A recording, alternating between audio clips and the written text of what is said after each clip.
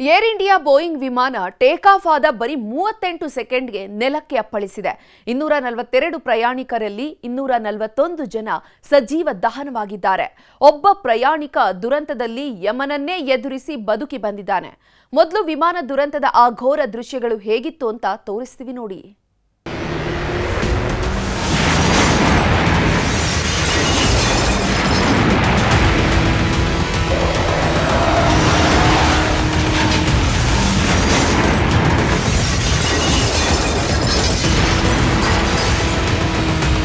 ಗುಜರಾತ್ನ Ahmedabad ಏರ್ಪೋರ್ಟ್ನಲ್ಲಿ air India ವಿಮಾನ ಪತನವಾಗಿದೆ. ಮಧ್ಯಾಹ್ನ 1:39 ಅಹಮದಾಬಾದ್ನಿಂದ ಲಂಡನ್ಗೆ ಹೊರಟ ವಿಮಾನ ಅಹಮದಾಬಾದ್ ರನ್ವೇಯಿಂದ ಟೇಕ್ ಆಫ್ ಆದ ನಿಮಿಷದಲ್ಲೇ ನೋಡುತ್ತಲೇ ಸ್ಫೋಟವಾಗಿದೆ. ಸರ್ದಾರ್ ವಲ್ಲಭಭಾಯ್ ಪಟೇಲ್ ಅಂತಾರಾಷ್ಟ್ರೀಯ ವಿಮಾನ ನಿಲ್ದಾಣದಿಂದ ಹೊರಟಿದ್ದ ಏರ್ ಇಂಡಿಯಾದ ಬೋಯಿಂಗ್ ಡ್ರೀಮ್ ಲೈನರ್ ವಿಮಾನದಲ್ಲಿ ಪ್ರಯಾಣಿಕರು, ಸಿಬ್ಬಂದಿ, ಪೈಲಟ್ಗಳು ಸೇರಿ 241 ಜನ ವಿಮಾನದಲ್ಲೇ ಸಜೀವ ದಹನವಾಗಿ ಹೋಗಿದ್ದಾರೆ.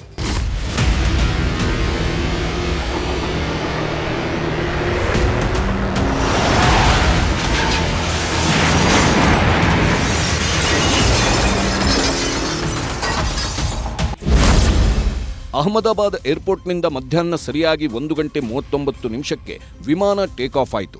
ರನ್ವೇಯಿಂದ ವಿಮಾನ ಆಗಸಕ್ಕೆ ಹೋಗ್ತಿದ್ದಂತೆ ಪೈಲಟ್ ಮೇ ಡೇ ಅಂತ ಕಿರುಚಾಡಿದ್ರು. ಏನಾಯ್ತು ಅನ್ನೋವಷ್ಟರಲ್ಲೇ ಅಹಮದಾಬಾದ್ ಏರ್ಪೋರ್ಟ್ನಿಂದ 2 ಕಿಲೋಮೀಟರ್ ದೂರದಲ್ಲಿದ್ದ ಮೆಡಿಕಲ್ ಕಾಲೇಜು ಹಾಸ್ಟೆಲ್ ಕಟ್ಟಡದ ಮೇಲೆ ವಿಮಾನ ಬಿದ್ದು ಸ್ಫೋಟವಾಗಿ 241 ಜನನೂ ಜೀವಂತವಾಗಿ ಸುಟ್ಟು ಕರಕಲಾಗಿ ಹೋದ್ರು.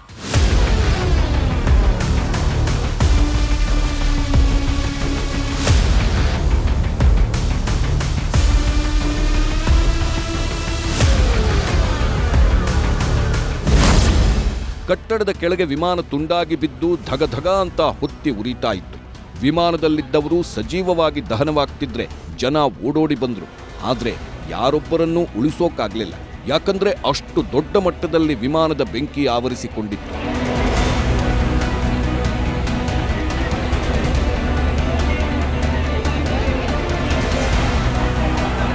ಕೇವಲ 625 ಅಡಿಯಷ್ಟು ಮಾತ್ರ ಎತ್ತರಕ್ಕೆ ಹೋಗಿದ್ದ ವಿಮಾನ ಕಂಟ್ರೋಲ್ ತಪ್ಪಿ ಕೆಳಗಿಳಿಯುವಾಗ ಕಟ್ಟಡದ ಮೇಲೆ ಬಿದ್ದು ಸ್ಫೋಟಗೊಂಡು ತುಂಡಾಗಿ ಬಿದ್ದಿದೆ.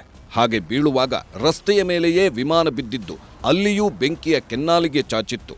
ರಸ್ತೆಯಲ್ಲಿ ಹೋಗ್ತಿದ್ದ ವಾಹನಗಳು ಬೆಂಕಿಯ ಕೆನ್ನಾಲಿಗೆಗೆ ಸಿಲುಕಿದ್ದವು. ದುರಂತ ನೋಡಿದ ವೃದ್ಧ ಮಹಿಳೆಯೊಬ್ಬರು ಗಾಬರಿಯಿಂದ ಕಾಪಾಡಿ ಅಂತ ಕಿರ್ಚಾಡಿಕೊಂಡು ಓಡೋಡಿ ಬರ್ತಿದ್ರು.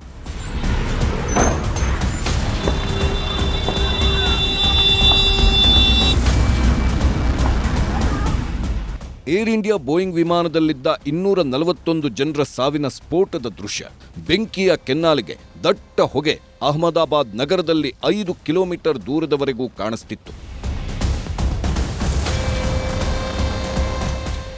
ಇಷ್ಟಾಗುತ್ತಿದ್ದಂತೆ ವಿಮಾನ ನಿಲ್ದಾಣದಿಂದ ದುರಂತದ ಸಂದೇಶ ಎಲ್ಲೆಡೆಗೂ ಹೋಗಿದೆ.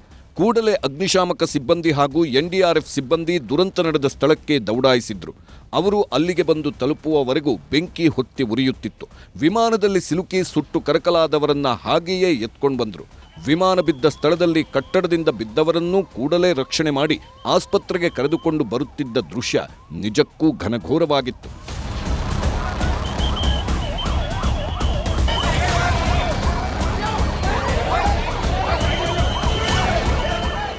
ವಿಮಾನ ಬಿದ್ದಿದ್ದು ಅಹಮದಾಬಾದ್ನ ಪ್ರತಿಷ್ಠಿತ ಬಿಜೆ ಮೆಡಿಕಲ್ ಕಾಲೇಜಿನ ಹಾಸ್ಟೆಲ್ ಕಟ್ಟಡದ ಮೇಲೆ. ಹಾಸ್ಟೆಲ್ ಕಟ್ಟಡ ಹೇಗೆ ಸರ್ವನಾಶವಾಗಿದೆ ಅನ್ನೋದಕ್ಕೆ ಈ ದೃಶ್ಯನೇ ಸಾಕ್ಷಿ.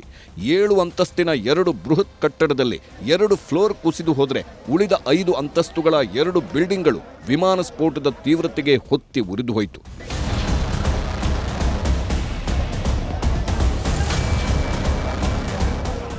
ಮೆಡಿಕಲ್ ಹಾಸ್ಟೆಲ್ ಕ್ಯಾಂಟೀನ್ನಲ್ಲಿ ಸುಮಾರು 50ರಿಂದ 60 ವಿದ್ಯಾರ್ಥಿಗಳು ಮಧ್ಯಾಹ್ನದ ಊಟಕ್ಕೆ ಕೂತಿದ್ರು.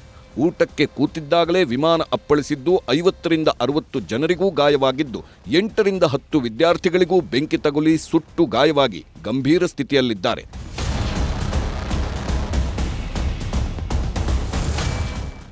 ಏರ್ ಇಂಡಿಯಾ ಬೋಯಿಂಗ್ ವಿಮಾನದ ಹಿಂದಿನ ಭಾಗ ಕಟ್ಟಡದ ಮೇಲೆ ಮುರಿದು ಬಿದ್ದಿದೆ. ಕಟ್ಟಡದ ಮೇಲಿರುವ ವಿಮಾನದ ಅವಶೇಷಗಳಲ್ಲಿ ಪ್ಯಾಸೆಂಜರ್ಗಳ ಲಗೇಜ್ಗಳಿತ್ತು. ಆಗಷ್ಟೇ 230 ಪ್ರಯಾಣಿಕರನ್ನ ವಿಮಾನಕ್ಕೆ ಹತ್ತಿಸಿ ವಿಮಾನ ಟೇಕ್ ಆಫ್ ಆದಾಗ ಟಾಟಾ ಬಾಯ್ ಅಂಥೇಳಿ ಕುಟುಂಬಸ್ಥರು ಏರ್ಪೋರ್ಟ್ ಹೊರಗೆ ಬಂದರು. ಹೊರಗೆ ಬಂದ ಕೆಲವೇ ನಿಮಿಷಗಳಲ್ಲಿ ವಿಮಾನ ಪತನದ ಸುದ್ದಿಯಿಂದ ಜರ್ಜರಿತರಾದ್ರು ಕುಟುಂಬಸ್ಥರು. ಕೆಲವರು ಕಣ್ಣೀರು ಹಾಕ್ತಿದ್ರು, ಇನ್ನು ಕೆಲವರು ನಮ್ಮವರು ಬದುಕಿದ್ದಾರಾ ಇಲ್ವಾ ಅಂತಾನು ಗೊತ್ತಾಗ್ತಿಲ್ಲ ಅಂತ ಆಕ್ರೋಶ ಹೊರಹಾಕಿದ್ರು. लंदन जा रहे थे वो 111 नंबर 110 नंबर की टिकट कंफर्म है उनकी. त्यांना काही तकलीफ नव्हती, मला जाणं द्यायसाठी UK થી આયા હતા ને 10 દિવસ માટે અહીંયા આયા હતા.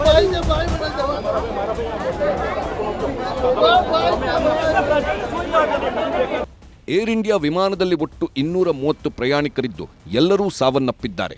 ಹಿರಿಯ ಪೈಲಟ್ ಸುಮಿತ್ ಸಬರ್ವಾಲ್, ಕಿರಿಯ ಪೈಲಟ್ ಕ್ಲೈವ್ ಕುಂದರ್ ಕೂಡ ಸಾವನ್ನಪ್ಪಿದ್ದಾರೆ. 10 ಜನ ಗಗನ ಸಖಿಯರು, ವಿಮಾನ ಸಿಬ್ಬಂದಿನೂ ಶವವಾಗಿ ಹೋಗಿದ್ದಾರೆ. ದುರಂತ ಅಂದ್ರೆ ಕಿರಿಯ ಪೈಲಟ್ ಕ್ಲೈವ್ ಕುಂದರ್ ಮೂಲತಃ ಮುಂಬೈನವರಾಗಿದ್ರು, ಕರ್ನಾಟಕದ ದಕ್ಷಿಣ ಕನ್ನಡ ಜಿಲ್ಲೆಯಲ್ಲಿ ಕುಟುಂಬ ಸಮೇತ ವಾಸವಾಗಿದ್ರು ಅನ್ನೋದನ್ನ ವಿಮಾನಯಾನ ಸಚಿವಾಲಯ ಖಚಿತಪಡಿಸಿದೆ. ದುರಂತದಲ್ಲಿ ಗುಜರಾತ್ನ ಮಾಜಿ ಮುಖ್ಯಮಂತ್ರಿ ವಿಜಯ್ ರೂಪಾನಿ ಕೂಡ ಸಜೀವ ದಹನವಾಗಿದ್ದಾರೆ. ವಿಜಯ್ ರೂಪಾನಿ ಜೊತೆಗೆ ವಿಮಾನದಲ್ಲಿ ಮಹಿಳೆಯೊಬ್ಬರು ಕ್ಲಿಕ್ಕಿಸಿಕೊಂಡಿದ್ದ ಫೋಟೋನೂ ವೈರಲ್ ಆಗಿದೆ. ಏರ್ ಇಂಡಿಯಾ ಬೋಯಿಂಗ್ ವಿಮಾನ ಪತನವಾಗಿ 241 ಜನರ ಸಾವಾಗಿದ್ದು ಯಾರೊಬ್ಬರ ಗುರುತೂ ಪತ್ತೆಯಾಗಿಲ್ಲ. ಹೀಗಾಗಿ 241 ಜನರ ಸಂಬಂಧಿಕರನ್ನ ಕರೆಸಿ DNA ಟೆಸ್ಟ್ ಮಾಡಲಾಗ್ತಿದೆ. DNA ಪರೀಕ್ಷೆಯಲ್ಲಿ ಮ್ಯಾಚ್ ಆದವರಿಗೆ ಶವಗಳನ್ನು ಈಗಾಗಲೇ ಹಸ್ತಾಂತರಿಸೋ ಕೆಲಸನೂ ಶುರುವಾಗಿದೆ. ಇದಕ್ಕಾಗಿಯೇ ಅಹಮದಾಬಾದ್ ಏರ್ಪೋರ್ಟ್ನಲ್ಲಿ ವಿಶೇಷ ಕ್ಯಾಂಪ್ಗಳನ್ನು ತೆಗೆದು 200ಕ್ಕೂ ಹೆಚ್ಚು ಸೈನಿಕರು ಮೃತರ ಕುಟುಂಬದವರಿಗೆ ನೆರವು ನೀಡುತ್ತಿದ್ದಾರೆ.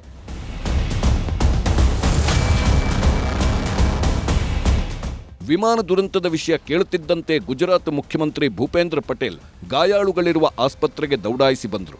ಇದಾದ ಕೆಲವೇ ನಿಮಿಷಕ್ಕೆ ಕೇಂದ್ರ ವಿಮಾನಯಾನ ಸಚಿವ ರಾಮ್ ಮೋಹನ್ ನಾಯ್ಡು ದುರಂತದ ಜಾಗಕ್ಕೆ ಬಂದರು. ದುರಂತ ನಡೆದ ಜಾಗವನ್ನೆಲ್ಲ ಪರಿಶೀಲಿಸಿದ್ರು. ಕೇಂದ್ರ ಗೃಹ ಸಚಿವ ಅಮಿತ್ ಶಾ ಕೂಡ ಅಹಮದಾಬಾದ್ನಲ್ಲೇ ವಾಸ್ತವ್ಯ ಹೂಡಿದ್ದಾರೆ. ಆಸ್ಪತ್ರೆಗಳಿಗೆ ಭೇಟಿ ಕೊಟ್ಟು ಮೆಡಿಕಲ್ ವಿದ್ಯಾರ್ಥಿಗಳ ಆರೋಗ್ಯ ವಿಚಾರಿಸಿದ್ರು. ಆಮೇಲೆ ಹಿರಿಯ ಅಧಿಕಾರಿಗಳು, ವೈದ್ಯರು, ಭದ್ರತಾ ಪಡೆಗಳ ಜೊತೆ ಸಭೆ ನಡೆಸಿದ್ರು. ಮೃತರ ಕುಟುಂಬಸ್ಥರಿಗೂ ಅಮಿತ್ ಶಾ ಧೈರ್ಯ ತುಂಬಿದ್ರು.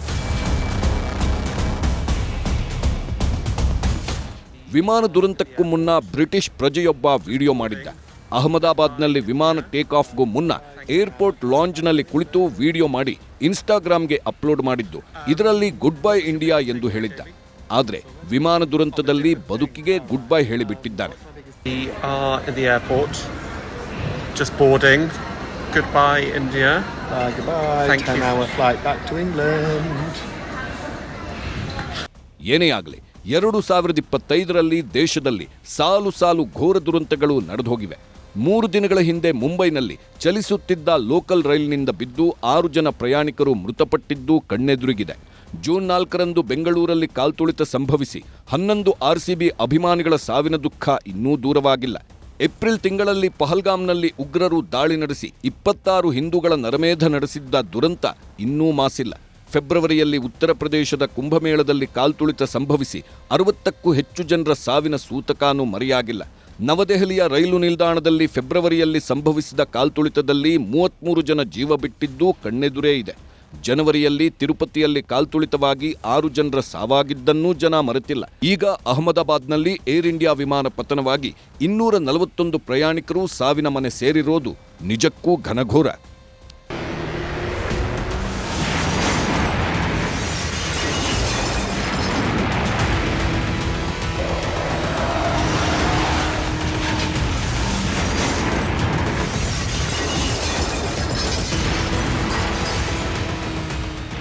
Bureau report, news 18.